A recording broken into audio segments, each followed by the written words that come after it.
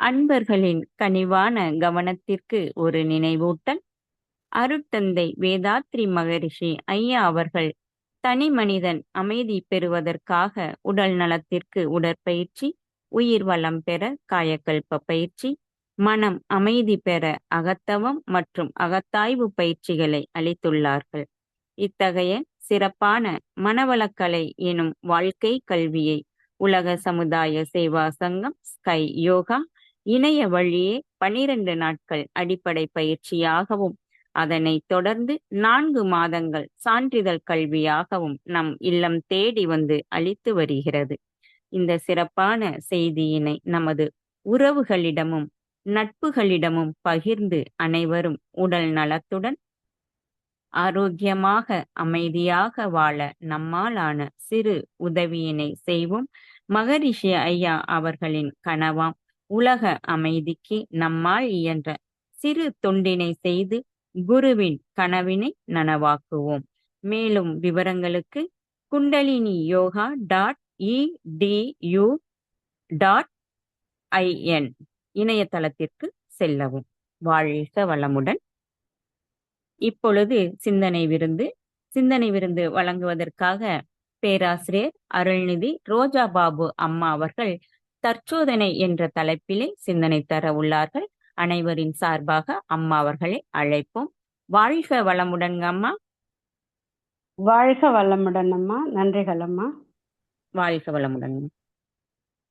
இன்று ஒரு சிறப்பான துரிய தவத்தை வழிநடத்தி கொடுத்த பேராசிரியர் அருள்நிதி சுதா காளிங்கன் அம்மா அவர்களை நம் அனைவரும் துரிய நிலை நின்று வாழ்த்தி மகிழ்வோம். பேராசிரியர் அருள்நிதி சுதா காளிங்கன் அம்மா அவர்கள் வாழ்க வளமுடன். அவர்களுடைய அன்பு குடும்பம் வாழ்க வளமுடன். அருட்பேராற்றல் கருணையினால் உடல் நலம், நீலாயுள், நிறை செல்வம், உயர் புகழ், மெய்ஞானம் ஓங்கி வாழ்க வளமுடன். வாழ்க வளமுடன். வாழ்க வையகம், வாழ்க வையகம், வாழ்க வளமுடன். குரு புகழ் வாழ்க, குருவே துணை. வளர்க வேதாத்திரியம். குரு வணக்கம். தந்தைத்தாய் ஈருயிரும் ஒன்று சேர்த்து தழைத்தொருது உடலாகி உலகில் வந்தேன். அந்த ஈருயிர் வினைகள் அறமோ மற்றோ அளித்த பதிவுகளெல்லாம் என் சொத்தாச்சு.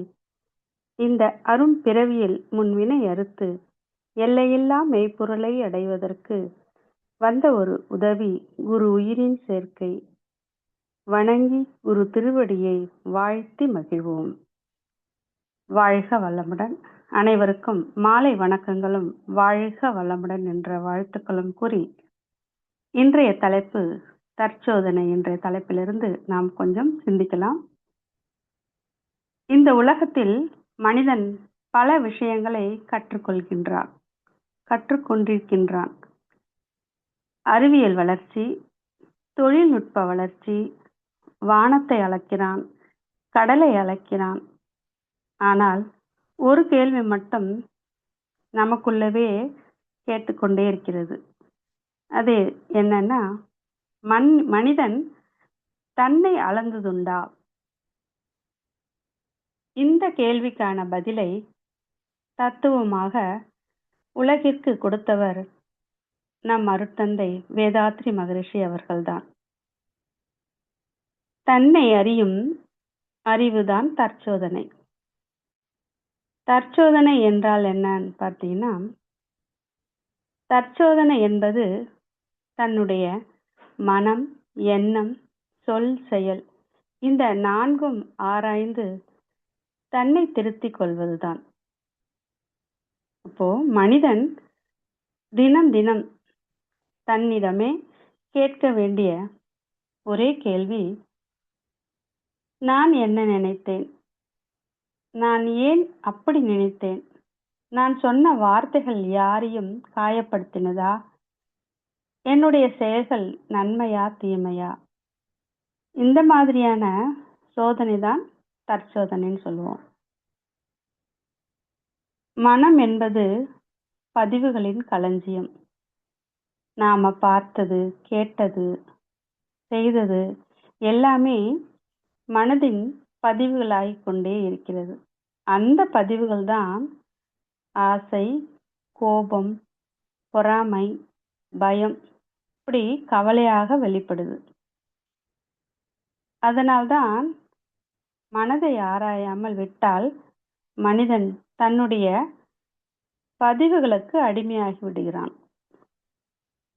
ஆனால் தற்சோதனை செய்தால் மனிதன் தன்னுடைய மனதின் அதிபதியாக மாறுவான். ஒரு வீட்டை தினமும் சுத்தம் செய்யவில்லைன்னா வீடு முழுவதும் தூசியா இருக்கும். அதே போலதான் மனதையும் சுத்தம் செய்யணும். அந்த மன சுத்திகரிப்பு தான் தற்சோதனை. தற்சோதனை என்பது தவறுகளை கண்டுபிடிப்பது, அதை உணர்ந்து அதை திருத்துவது. இப்ப நம்ம மகரிஷி என்ன சொல்றாருன்னா, ஒருவர் சொல்லாலேயோ செய்கையாலேயோ ஒருவரை மாற்றவே முடியாது. அதற்கான ஒரு பயிற்சி தான் தற்சோதனை. அப்ப இந்த பயிற்சி பழகும்போது நம்முடைய வினை பதிவுகள்லாம் போகும். அப்போ தீய பழக்கங்கள் போய் நல்ல பழக்கங்களும் வரும். அதற்கான பயிற்சி தான் அந்த அகத்தாய்வு பயிற்சி. இதை பல பெயர்களால சொல்லலாம். தற்சோதனை என்றும், தன்னிலை அறிதல் என்றும், அகநோக்கு பார்வை, ஆத்ம விசாரணை, அப்புறம் உட்புற காட்சி, அகவினை ஆய்வு, அகத்தாய்வு என்று நம்ம பல பெயர்களை சொல்லலாம். நாம எல்லோருமே தப்பு செய்யறவங்க தான். தப்பு பண்ணாதவர்கள் யாருமே கிடையாது. ஆனா அறியாமலையும் தப்பு செய்வோம், ஒரு அலட்சியத்தாலையும் தப்பு செஞ்சுவோம், அதே மாதிரி உணர்ச்சி வசத்திலையும் தப்பு செய்வோம். தப்பு செய்யணும், அப்படி தப்பு செய்யாமல் இருக்கணும் அப்படின்னா இந்த அகத்தாய்வு என்ற தற்சோதனை செய்யணும். இதுக்கு தான் இந்த 5 வகையான அகத்தாய்வு பயிற்சிகளை சுவாமிஜி அவர்கள் நமக்கு கொடுத்துருக்காங்க. அது என்னன்னா, எண்ணம் ஆராய்தல், ஆசை சீரமைத்தல், சினம் தவிர்த்தல், கவலை ஒழித்தல். இந்த 4ம் சீரமைத்தாலே தெரியுமா நான் யார் என்று நமக்கு தெரியும். இந்த எண்ணம் ஆராய்தல் பற்றி கொஞ்சம் விரிவா பார்க்கலாம். மனிதன் வாழ்க்கையின் மூல காரணமே எண்ணம் தான். மனிதனோட வாழ்க்கையோட மூல காரணமே எண்ணம் தான். அப்போ ஒரு எண்ணம் வந்த பிறகு எண்ணம், சொல், செயல், பழக்கம், குணம் அப்படி விதியாக மாறுது. அதனால ஒரு எண்ணம் வந்தால் நாம கேட்கணுமா, இந்த எண்ணம் எனக்கு தேவையா, இந்த எண்ணம் எனக்கு நன்மையா தருமா, இது யாருக்காவது துன்பம் தருமா, நன்மை இல்லாத இந்த எண்ணத்தை நல்ல எண்ணமாக மாற்றுவதுதான் எண்ணம் ஆராய்தல் அப்படின்ற சுவாமிஜி. அதுக்கப்புறம் ஆசை சீரமைத்தல். ஆசை இல்லாமல் வாழ்க்கையே இல்லை அப்படின்னு சுவாமிஜி அவர்கள் அருட்தந்தை சொல்லியிருக்காங்க. ஆனால் அளவில்லாத ஆசை தான் துன்பத்தை தரும். ஒரு உதாரணத்துக்கு, நமக்கு ஒரு தேவையான அளவுக்கு பணம் இருந்தா வாழ்க்கை நமக்கு அமைதியா இருக்கும். அதனால அதுவே அளவில்லாத ஆசை இருந்தால் கவலை மட்டும் அதிகரிக்கும். அதனால்தான் ஆசை இருக்கணும், அளவோடு நியாயமாக மற்றவங்களுக்கு தீங்கு செய்யாமல் இருக்கணும். அப்ப அந்த ஆசை சீரமைக்கணும். அடுத்தது சினம் தவிர்த்தல். கோபம் என்பது நம்மளுடைய அறிவை மறுக்கும் ஒரு இருள். அது ஒரே ஒரு நிமிஷம் கோபப்பட்டா கூட பல வருஷ உறவுகளை உடைக்கலாமா. அப்போ தற்சோதனை செஞ்சா நாம நம்மிடம் கேட்போம், இந்த கோபம் உண்மையில உனக்கு தேவையா? அப்போ கோபம் மெதுமெதுவாக பொறுமையாக மாறுன்றாங்க. அதே மாதிரி கவலை ஒழித்தல். மனிதன் பெரும்பாலும் 2 விஷயங்களுக்கு தான் கவலைப்படுறான். அது என்னன்னா, ஒண்ணு கடந்த காலம், இன்னொன்னு வருங்காலம். இந்த கடந்த காலம் என்னன்னா, போன ஒரு கவலையே நினைச்சு கவலைப்பட்டு இருக்குது. ஐயோ, ஏன் இப்படி நடந்தது, இப்படி நடந்ததுன்னா நான் கவனிக்காம விட்டேன்னு, இந்த நடந்த ஒரு விஷயத்த நான் அதை நினைச்சுக்கிட்டே கவலைப்படுறது தான் கடந்த காலம். வருங்காலன்றது இனிமேல் வரப்போற காலத்தை நம்ம பிள்ளைங்க நல்லா படிக்குமா, நம்ம சம்பாதிப்போமா, நம்ம ஒரு வீடு வாங்குவோமா, இனி வருங்காலத்தை பத்தி நினைச்சுக்கிட்டே இருக்கிறதா ஒரு கவலை. ஆனா உண்மையில நாம வாழ்கின்ற வாழ்க்கை நிகழ்காலத்தில் தான் சரியான செயல்கள் செய்தால்தான் அந்த கவலைகள்லாம் குறையுதுன்றான். இந்த தற்சோதனை பற்றி ஒரு சின்ன விளக்கத்தோட கதையை பார்க்கலாம். ஒரு நகரத்துல ஒரு பெரிய வணிகர் ஒருத்தர் இருந்தாராம். அவருக்கு நிறைய பணம் இருந்தது. ஆனா மன அமைதி மட்டும் அவருக்கு இல்லையாம். அவர் எப்பவுமே கோபம், கவலை, இந்த ராத்திரில தூக்கம் கூட வராதாம் அவருக்கு. ஒரு நாள் அவர் ஒரு ஞானியை சந்திச்சாராம். ஞானி கிட்ட கேட்டாராம், எனக்கு பணம், சொத்து, செல்வாக்கு இது எல்லாமே இருக்கு. ஆனா எனக்கு அமைதி மட்டும் இல்லைங்கய்யா. அது ஏன் அப்படின்னு அந்த ஞானி கிட்ட போய் கேட்டாராம். அந்த ஞானி சிரிச்சுக்கிட்டே சொன்னாராம், ஒரு முகம் பார்க்குற கண்ணாடி எடுத்து அந்த கண்ணாடியில கொஞ்சம் தூசியை போட்டாராம். இந்த கண்ணாடியில உன் முகம் தெளிவா தெரியுதா அப்படின்னு கேட்டாராம். அதுக்கு அந்த வணிகர் சொன்னாராம், இல்ல எனக்கு தெரியல சாமி அப்படின்னாராம். ஞானி உடனே அந்த தூசியை பட்ட அந்த கண்ணாடிய அப்படியே சுத்தம் செஞ்சுட்டு, இப்ப தெரியுதா பாரு அப்படின்னாராம். அதுக்கு அந்த வணிகர் சொன்னாராம், இப்ப தெளிவா தெரியுது சாமி அப்படின்னா. அதுக்கு ஞானி என்ன சொன்னாருன்னா, உன்னுடைய மனமும் இதே போலதான். கோபம், பொறாமை, பயம், கவலை, இந்த தூசிகள் எல்லாமே உன் மனதுல இருக்கும்போது அமைதி தெரியாது. அந்த தூசியை தான் துடைக்கும் கருவிதான் உன்னுடைய தற்சோதனை. அதுக்கப்புறமா அந்த வணிகர் தினமும் அந்த ஞானி சொன்ன போல தற்சோதனை செய்ய ஆரம்பிச்சாராம். அதுக்கப்புறமா அவரோட மெல்ல மெல்ல கோபம் குறைஞ்சுதான், கவலையும் குறைஞ்சுதான். அதுக்கப்புறம் அமைதி அதிகரிச்சது. அவருடைய வாழ்க்கை முழுவதுமாக மாறிச்சான். இப்ப தற்சோதனை மனிதனை எப்படி மாற்றும்னா, தற்சோதனை செய்கிற மனிதன் பேசுவதற்கே, அதாவது என்ன பேசணும், எப்படி பேசணும், யார்கிட்ட பேசணும், என்ன மாதிரி பேசணுன்றதுக்கு யோசிப்பான். அதாவது தற்சோதனை செய்கிற மனிதன் செயலுக்கு முன்னாடி ஆராய்வான். இந்த செயலை செஞ்சா நமக்கு நன்மையா தீமையான்றது ஆராய்ந்து பார்ப்பான். அதே மாதிரி மற்றவங்க கிட்ட வார்த்தைகளால துன்பம் தர மாட்டான். இப்போ மனிதன் வாழ்க்கையில அன்பு அதிகரிக்கும், கருணை மலரும், அமைதியும் நிலைக்கும். இந்த தற்சோதனை செய்யற மனிதன் மனிதன் தன்னை திருத்திக் கொண்டால் மனிதன் தெய்வ நிலையை அடைவான். இப்போ மனிதனுக்கு தற்சோதனை இல்லாமல் இருந்தால் வாழ்க்கையில குழப்பங்கள் அடிக்கடி வரும். இப்போ தற்சோதனை இருந்தால் வாழ்க்கையே ஒழுங்கா இருக்கும். அப்ப நான் தினமும் ராத்திரி தூங்குறதுக்கு முன்னாடி ஒரு சில நிமிடம் நமக்கு எடுத்துக்கிட்டு நம்ம நாமே கேட்டுக்கணும். இன்னைக்கு நான் என்ன நினைச்சேன், என்ன பேசினேன், என்ன செஞ்சேன், யாரையாவது காயப்படுத்தினேனா, இப்படி நம்மளே ஆராய்ந்து கொள்ளணும். அப்படி ஆராய்ந்து பார்த்து நாளையே நம்மளை திருத்திக்கலாம். வாழ்க்கை மெது மெதுவாக உயர ஆரம்பிக்கும். இப்போ இந்த உலகத்துல பெரிய வெற்றி பணம் சம்பாதிப்பதில்லை, தன்னையே வெல்வதுதான் பெரிய பெரிய வெற்றி. தற்சோதனை என்பது ஒரு சிறிய பழக்கம்தான். ஆனா அதனுடைய பலம் மன அமைதி, பல நல்ல உறவுகள், உயர்ந்த வாழ்க்கை. நம்ம அனைவருமே தற்சோதனை செய்து வாழ்ந்து வந்தால் இந்த பூமி முழுவதுமே அன்பும் கருணையுமாக நிறைந்த உலகமாக மாறும்.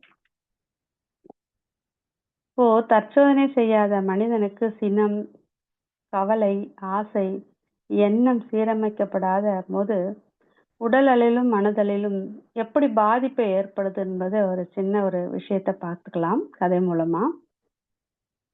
ஒரு கிராமத்துல ஒரு இளைஞன், அவன் ரொம்ப கோபக்காரனாம்.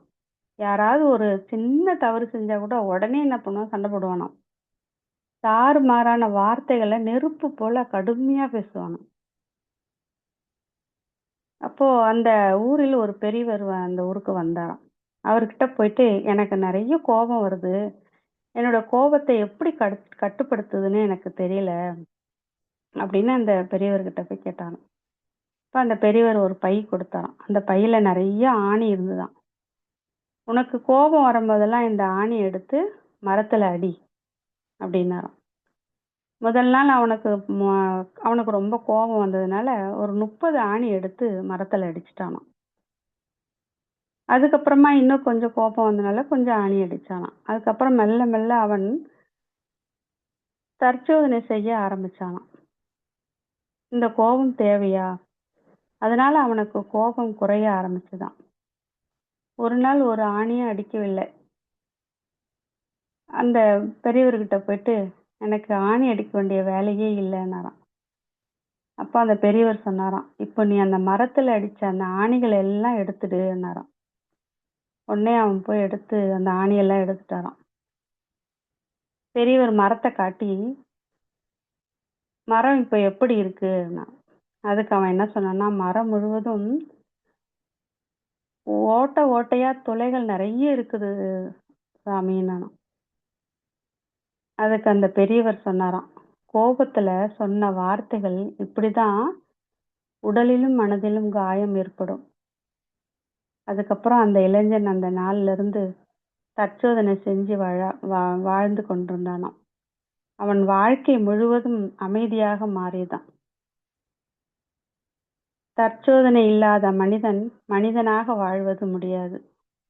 மனம் தன்னை அறிந்து கொள்ளவும் தன் மூலத்தை அறிந்து கொள்ளவும் தடையாக இருக்கக்கூடிய எல்லாமே உடைத்து எறிய தற்சோதனையின்றி வேற வழியே இல்லை.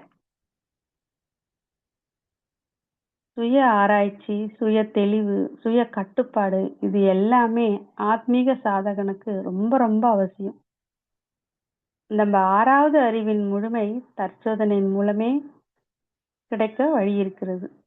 அந்த அருகுணங்களை சீரமைத்து 5 பழிச் செயல்களை தவிர்த்து தான் என்ற தன்முனைப்பு நீங்க தனது என்ற பொருள் பற்று மற்றும் அதிகாரப்பற்றை போக்கத்துக்கு இந்த பதிவுகளை போக்க குணநல பெற தன்னிலை விளக்கம் பெற்று வாழ்வதற்கு இந்த தற்சோதனை ஒவ்வொரு மனிதனுக்கும் அவசியம். மனவளக்கலையில் நுழையறதுக்கு முன்னாடி எதுக்கு நாம பிறந்தோம், எங்க போறோம் அப்படின்னு ஒரு தெளிவு இல்லாம இருந்தோம். இதுக்குள்ள வந்ததுமே ஒரு தெளிவு வந்தது. அதுக்கு முன்னாடி ஏதோ பிறந்தோம், ஏதோ வளர்ந்தோம், வீட்டுல கல்யாணம் பண்ணி கொடுத்தாங்க, கணவர்கிட்ட நல்ல பேரை வாங்கணும், குடும்பத்துல எல்லார்கிட்டையும் அனுசரிச்சு போகணும், குழந்தைங்களை வளர்க்கணும், அவங்கள கவனிக்கணும். இந்த மாதிரிதான் நம்ம வாழ்க்கை என்ற வண்டி ஓடிக்கிட்டு இருந்தது. ஆனா இதுக்குள்ள நாம நுழைஞ்சதுமே அகத்தாய்வு செய்யும் போது, இந்த வினைப்பதிவுகள் கழியும் போதும் இறைநிலையை உணர்வதற்கும் நமக்கு ஒரு வாய்ப்பு கிடைச்சிருக்கு. நமக்கெல்லாம் மகரிஷி அவர்கள் ஒரு அருமையான பயிற்சி கொடுத்திருக்கார். அதுதான் இந்த அகத்தாய்வு, அகத்தவம். அகத்தவம் பண்ணா போதுமா அப்படின்னு நினைச்சா இல்ல, அகத்தாய்வும் செய்யணும். அது இல்லாமல் இது இல்லை, இது இல்லாமல் அது இல்லை. அப்ப அகத்தாய்வு செய்தால்தான் நாம முழு பலனை நாம அடைகிறோம். மனம் ஒண்ணு இருக்கு, அந்த மனம் நல்லா இருக்கணும்னா நாம அகத்தவம் பண்ணணும். அகத்தவம், அகத்தாய்வு, இந்த காயக்கல்பம், இந்த 3மே நல்லா செய்யும்போது அடுத்து நமக்கு குணநலப்பேறு என்ற ஒரு நல்ல குணத்தை நம்ம அடைகிறோம். இப்போ குணநலப்பேறு எப்படி கிடைக்கும்னா, அகத்தாய்வு பயிற்சியில தான் நமக்கு குணநலப்பேறு கிடைக்கும். தற்சோதனை இல்லாத தவம் விபரீதமானதுன்றாங்க. தவம் தீட்டப்பட்ட ஒரு கத்திக்கு சமமா நம்ம செய்யற தவம். அகத்தாய்வு செய்யாதனாலதான் ராவணன் முறையற்ற பால் கவர்ச்சியால் பாழா போனான். விஸ்வாமித்திரர் இந்த அகத்தாய்வு செய்யாதனால சினத்தை தவிர்க்க முடியாமல் தவிச்சார். அது மாதிரி பத்மாசூரன் பேராசையால பஸ்மமாகி போனான். அதனால அகத்தாய்வு செய்தால்தான் குணநல பெறும் முழுமை பெறும் நம்ம அடைய முடியும். இப்படி தற்சோதனை இல்லாத மனிதன் மனிதனாக வாழ்வது இயலாத காரியம். மனம் தன்னை அறிந்து கொள்ளவும் தன் மூலத்தை அறிந்து கொள்ளவும் தற்சோதனை தன்னுள் உள்ள கலங்கங்களை அகற்றி இறைநிலையை அடைய முடியும். தற்சோதனை பற்றி சுவாமிஜி ஒரு அழகான ஒரு ஞான களஞ்சிய கவியில 1613 என்ற பாடல்ல விளக்கம் பாடல் கொடுத்திருக்காரு. தனது குறை ஆழ்ந்துணர்ந்து திருத்தம் பெற்றால் தரக்குழியும் பிறரிடம் நட்பு ஓங்கும். மனது ஒரு தூய நிலையை நாடி செல்லும்.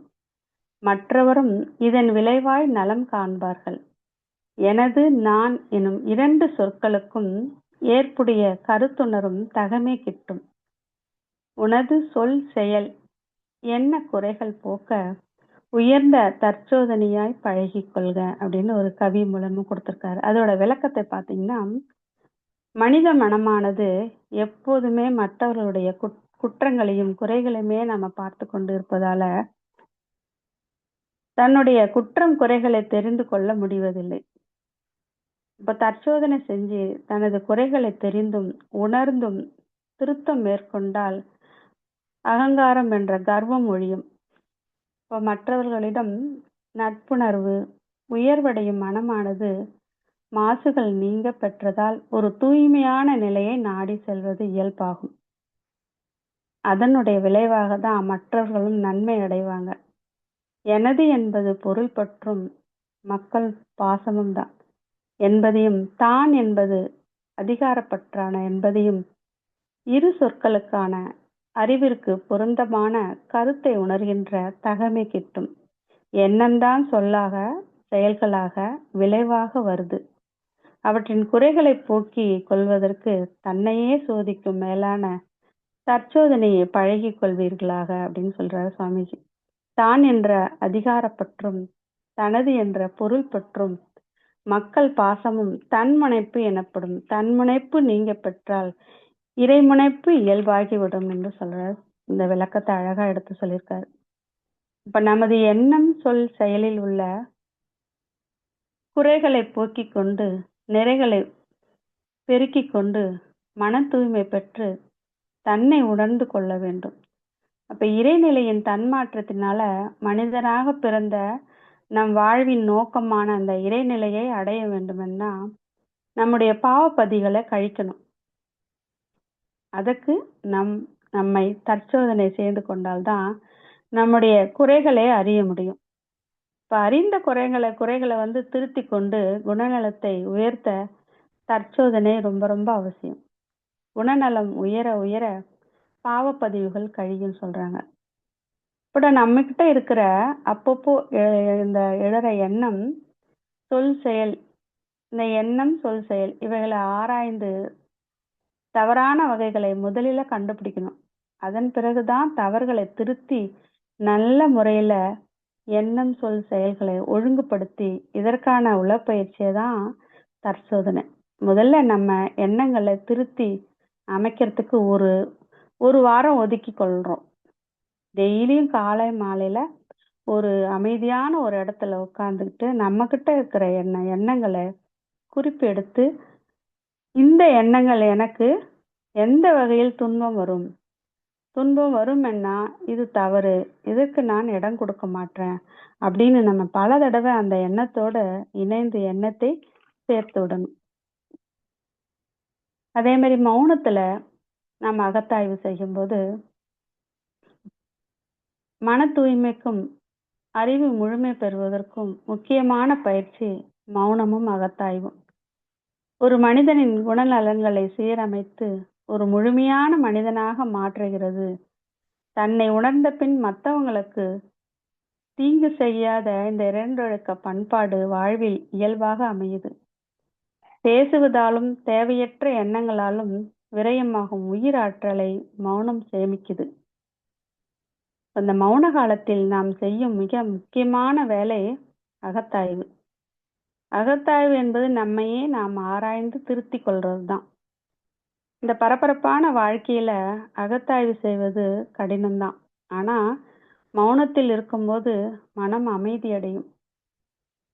நம்மளுடைய ஆழ் மனதில் உள்ள பதிவுகள்லாம் வெளிப்படும்.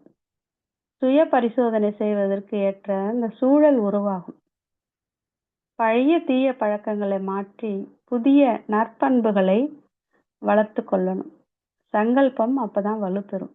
மௌனம் என்பது ஒரு ஆய்வம் போன்றது.